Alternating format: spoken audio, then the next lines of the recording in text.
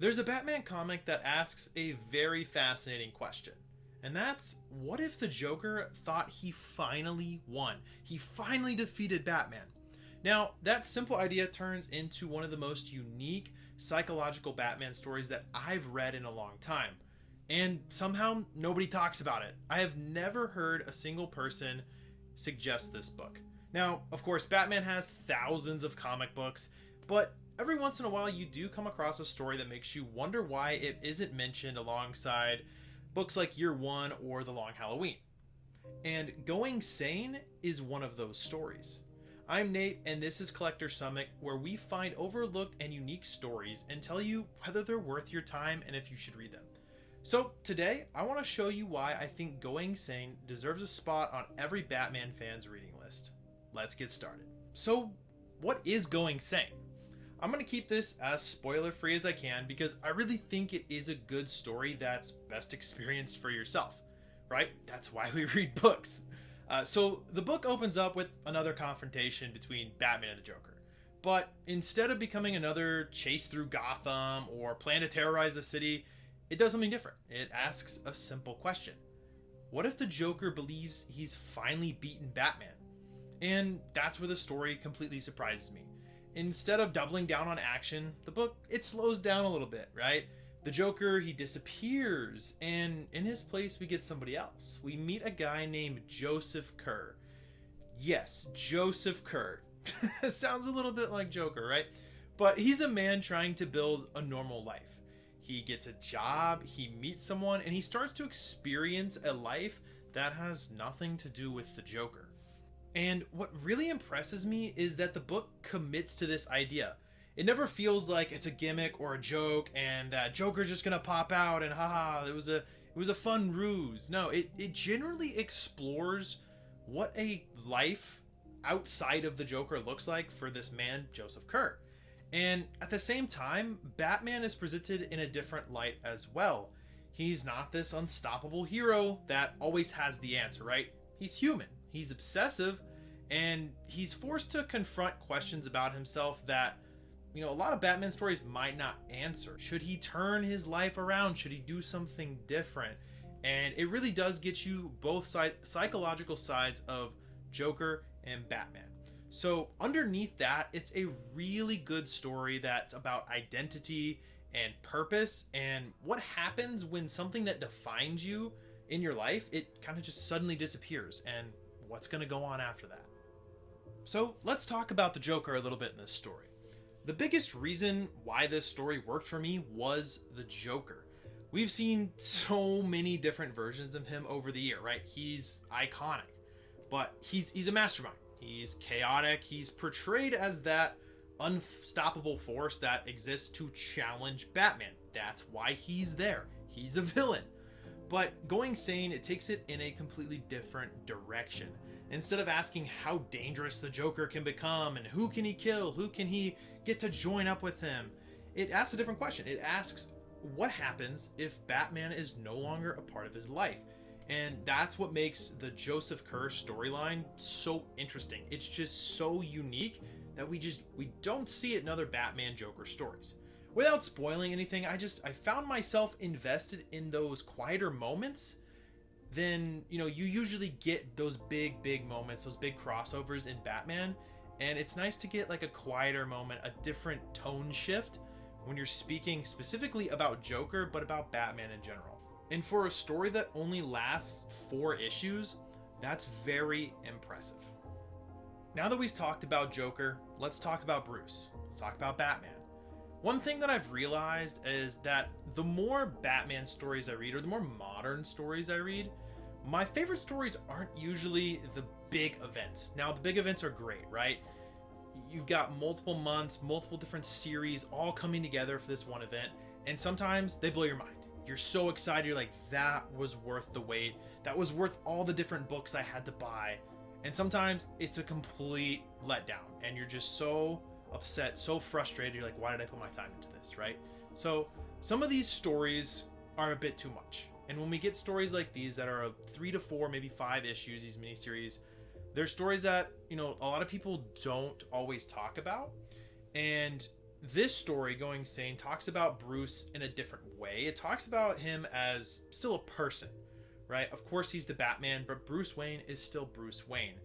And when he's left for dead and the Joker thinks that he wins, it shifts something in his mind, right? He gets to see a different part of him. Batman isn't perfect, right? He's driven, he's obsessive, and in a lot of ways, he's just defined by his mission and his goals just as much as Joker is. And that's something the story keeps coming back to, is it keeps trying to separate Batman and Bruce Wayne, and I love that it does that. You know, the Joker and Batman's relationship here in Going Sane isn't just a relationship between a hero and a villain. Now, whether either of them wants to admit that or not, you know, they've both shaped each other's identities, you know, since the start. So when that balance changes, both characters are forced to confront parts of themselves that, you know, they might not have to normally think about. They're like, oh my God, what do I do now that Batman's no longer in Gotham, right? That's something that you don't see very often, and we get Joseph Kerr out of it. So it's not asking whether Batman can be Joker. It's asking which one of these characters changes, how they change, and how their relationship changes because of that. Now, before I wrap things up, I also do want to give some credit to the artwork. You know, it's not the flashiest Batman art you'll ever see, but I actually think that's one of the book's strengths, because this is a story that lives and dies by its characters, right? The facial expressions, the quiet moments, the body language, they all do the heavy lifting in this series, right? Gotham still feels dark and unsettling, but it's not overwhelming. It's not trying to be the center of attention, right? So when the tone shifts in the book, the artwork also shifts in a way that's really effective, that really makes the words jump out, makes the artwork jump out, and they mesh really well together. So yeah, there's definitely Batman books with more iconic artwork, but I never found myself pulled out of the story because of the art. It actually helped it out a lot. It reinforced the psychological atmosphere that Going Sane makes so memorable. So why is this underrated, or why is this not talked about? You know, one of my favorite parts about collecting comic books is finding stories like this, right? Not the book that everybody already recommends, that all your friends are talking about. It's the ones sitting in the long boxes, the back issue bins, or just tucked away in older runs that people don't seem to care about anymore. And Going Sane is originally from Batman Legends of the Dark Knight, and that series has quickly become one of my favorite runs to collect and read because they're just sitting in back issue bins. They're sitting in the 50-cent bins at Comic-Cons. There is so many Batman stories that these just get lost. People throw them in for $1 or the 50-cent, and you can just find them. So I am just quietly collecting them. It's not this magnificent collection. There's not any key issues or anything in that series, but it's fun to go through and get, and that's what I've been reading lately. There's no giant crossovers. There are a few in there. I know Night's End and No Man's Land are in there, a few issues. There's no complicated reading guides, so you're not feeling like you're reading, only a little bit of a much bigger story.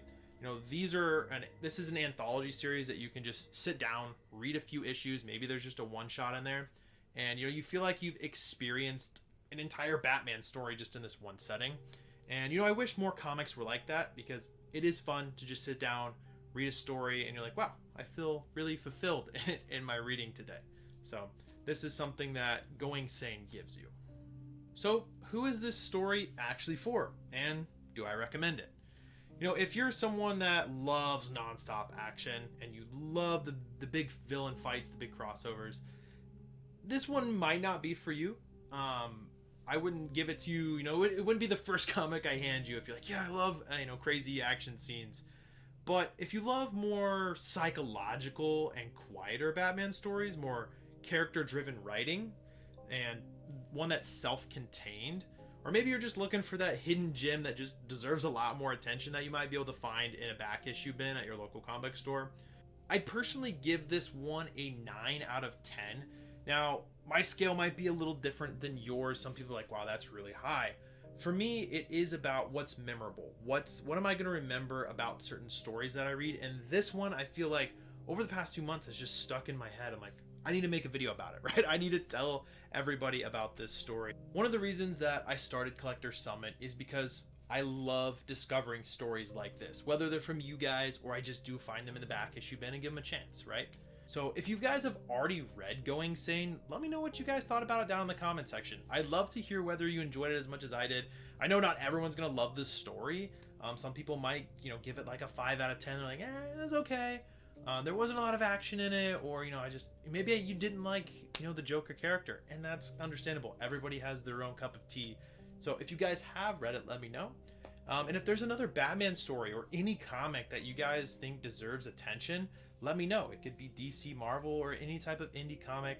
We're gonna cover them all on this channel, in due time. So, but if Going Sane sounds like something you guys would enjoy, I've linked some affiliate links down in the comments. If you guys want to check it out, if you do decide to pick anything up in those links, it does support the channel. No extra cost. It's just a little kickback to me, and I really do appreciate it. So you guys can also head over to my website, link in the description below. You guys can join our newsletter. We'll be talking about comics. I'll be sharing my future videos, some cool collecting things that are going to go on as we kind of just start this journey. We're going to do a lot of different things. So a lot of different things with collecting and stories. So this is Collector Summit, guys. I'm Nate. I really appreciate you guys watching. I will see you in the next video. Enjoy your reading.